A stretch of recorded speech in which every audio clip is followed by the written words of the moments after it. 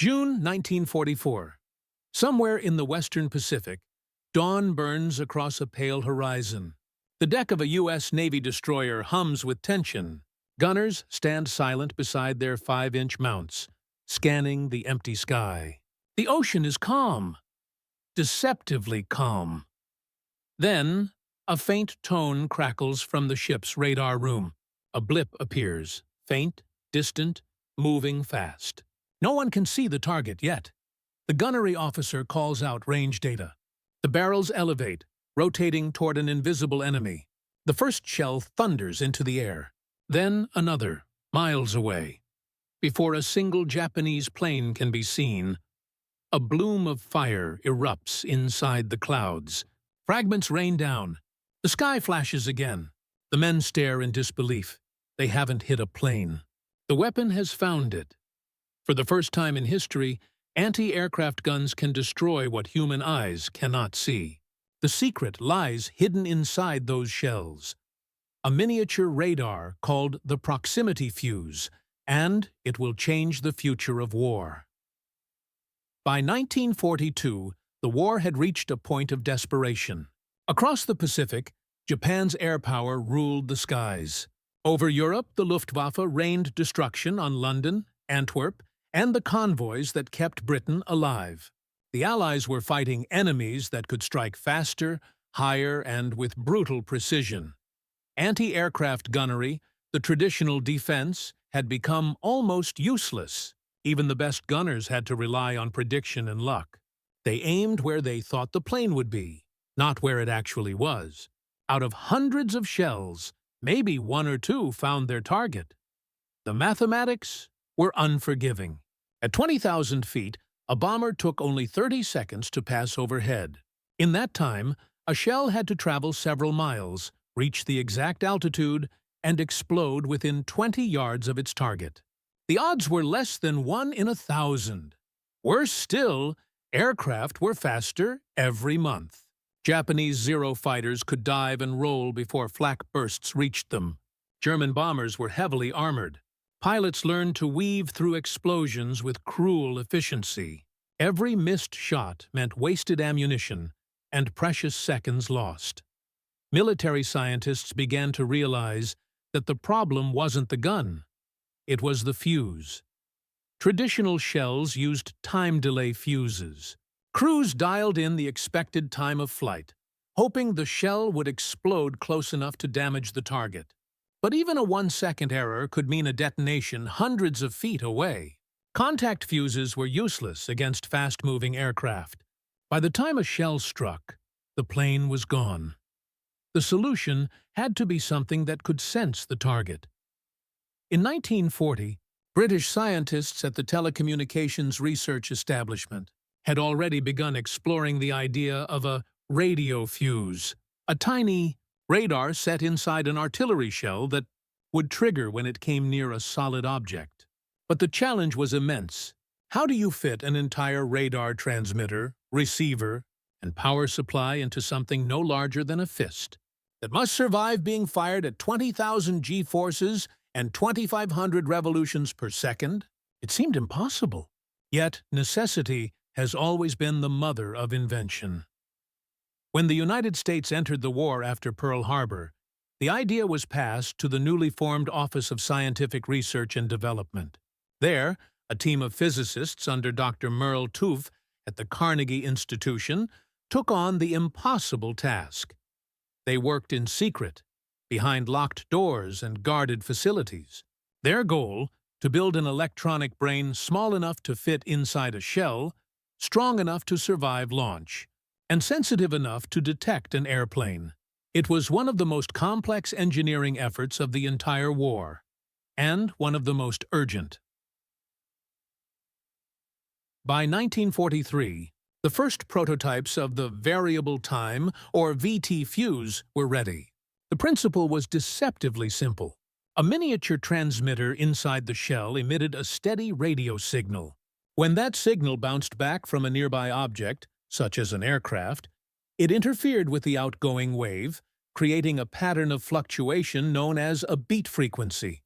The electronics detected that pattern and detonated the warhead instantly. In short, the shell could sense proximity. It was the first time a weapon possessed what scientists would later call autonomous response, but transforming the theory into a battlefield tool required miracles of craftsmanship. The fuse's vacuum tubes, the fragile heart of its circuitry, had to withstand 20,000 times the force of gravity. Standard tubes shattered instantly under such stress. Engineers at the newly established Johns Hopkins Applied Physics Laboratory designed miniature tubes with reinforced glass and tiny filaments, each handmade. The circuits were sealed with wax and rubber, their connections soldered with precision unseen before the war. Each fuse was, in essence, a hand-built radio designed to survive hell. Secrecy was absolute. Even within the Navy, few officers were told how it worked. If captured, the technology could be reversed. German scientists, already experts in radar, might create countermeasures. The order from Washington was clear. The fuse must never fall into enemy hands. The first tests came in 1942 at the Naval Proving Ground in Dahlgren, Virginia.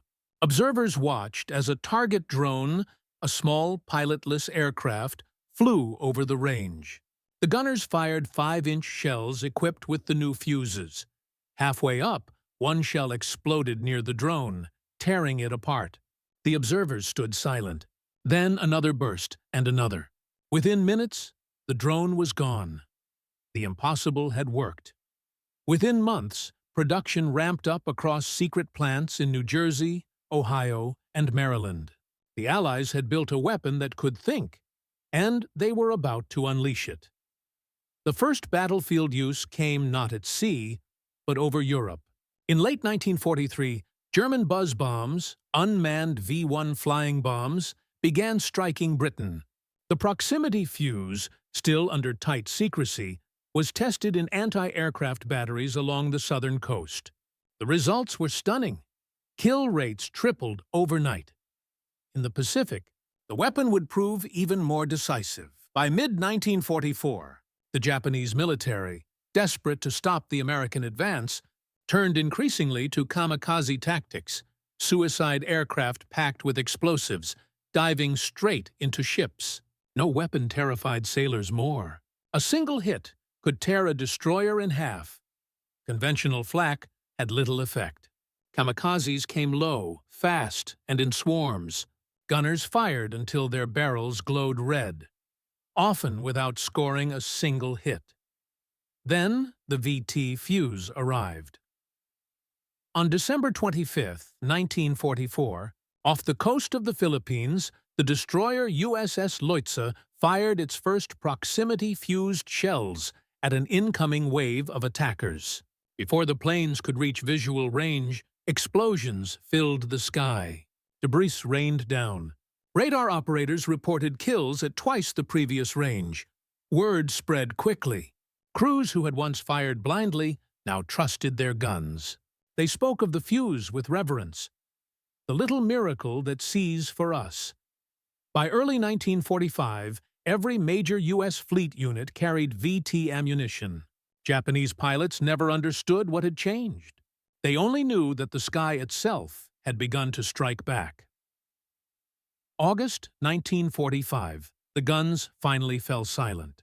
Across the Pacific, the wreckage of war lay scattered from Okinawa's coral beaches to the harbors of Tokyo Bay. The surrender had come swiftly after Hiroshima and Nagasaki. Yet months before the atomic bomb, another invisible weapon had already rewritten the rules of survival. When Allied analysts compiled their post-war data, the numbers seemed almost unreal. Anti-aircraft effectiveness had increased 5 to 10-fold wherever the proximity fuse was deployed. In the final months of the Pacific War, nearly 90% of Japanese aircraft destroyed by naval flak had been hit by VT-fused shells. A weapon that did not even exist 3 years earlier had quietly become indispensable. At first, the fuse remained one of the Allies' most tightly guarded secrets. Only a handful of senior officers and scientists outside the United States and Britain knew how it worked. Even within the Navy, knowledge was compartmentalized. The fear of compromise had been justified. If Germany or Japan had discovered the mechanism earlier, they could have countered it with jamming, insulation, or decoys. But with victory secured, the story could finally be told. In September 1945, when American occupation forces inspected Japan's research institutes, they found nothing remotely close to the VT fuse. Japanese engineers had experimented with crude acoustic and optical devices, but the idea of miniaturized radar within a shell had been dismissed as impossible. Similarly, German scientists, though technically capable, had focused their resources on rockets and jet propulsion. The concept of a proximity fuse existed in their theoretical studies, but they lacked the materials, the industrial scale, and above all, the secrecy that had protected the Allied effort. When fragments of intact VT shells were finally shown to captured German ordnance experts, they were astonished. One physicist reportedly said, "We knew it could be done in principle, but we thought no one could make it work." The scale of Allied achievement was undeniable. In Washington and London, declassified reports painted a broader picture. The proximity fuse had not merely saved ships, it had accelerated victory. In Europe, it had been introduced just before the Battle of the Bulge, arming Allied artillery that shredded German infantry formations with mid-air bursts. General George S. Patton wrote, "The new fuse has given us a new weapon. I think when all armies get this, God help the poor infantry." In the Pacific, admirals called it our unseen ally. Naval officers who had lived through the kamikaze storms spoke of the shells with reverence, not as machines, but as companions. Post-war memoranda estimated that proximity fuses had reduced Allied ship losses by 1/3 during 1944-45. They had also saved countless lives on land, where artillery units used them to destroy enemy positions without direct line of sight. Even after Japan's surrender, secrecy persisted. The weapon was too valuable, too adaptable. The U.S. Navy ordered that all unused fuses be recovered and destroyed or locked away. Only a few were retained for research, the seeds of the next generation of munitions. For the men who had created it, the war's end brought both relief and reflection. Dr. Merle Tuve and his colleagues at the Applied Physics Laboratory returned to their academic lives, their work still classified. When the secret was finally revealed to the public in 1946, the scientists received the Medal for Merit, America's highest civilian award. Yet Tuve declined to take personal credit. He called the proximity fuse a monument to collaboration. Scientists, sailors, and workers who had never met, but whose combined effort had changed the fate of nations. The weapon's value could finally be measured not just in numbers, but in absence, the ships that did not sink, the men who came home. But the story of the fuse did not end with peace. Its principles, sensing, self-activation, autonomous decision, would ripple into every future design of warfare. From guided missiles to air defense systems, the logic born in those 2-inch shells would become the foundation of modern combat. And that new era was only beginning. When the proximity fuse's secret was finally released to the public in 1946, it made headlines in both the United States and Britain. Newspapers called it the miracle of the Pacific. But what the public never saw was how deeply that miracle had already reshaped the future. The war had ended, but the technology race had not. Within months, the same laboratories that had built the fuse were turning their attention to missiles, rockets, and atomic delivery systems. The logic that powered the tiny radar inside a 5-inch shell, emit, sense, decide, was the blueprint for the post-war world. At the newly established Applied Physics Laboratory, engineers continued refining miniaturized electronics. Vacuum tubes gave way to transistors. Circuits became faster, smaller, smarter. Within a decade, the basic sensing principle of the proximity fuse was guiding the first surface-to-air missiles, shaping the radar altimeters of nuclear bombs, and controlling the detonation, height of the early atomic tests in the Pacific. Timu, weapon that once defended destroyers from kamikazes, had quietly evolved into the nervous system of the nuclear age. During the early Cold War, the Soviet Union also pursued its own proximity fuse technology, largely derived from captured Allied examples and wartime intelligence leaks.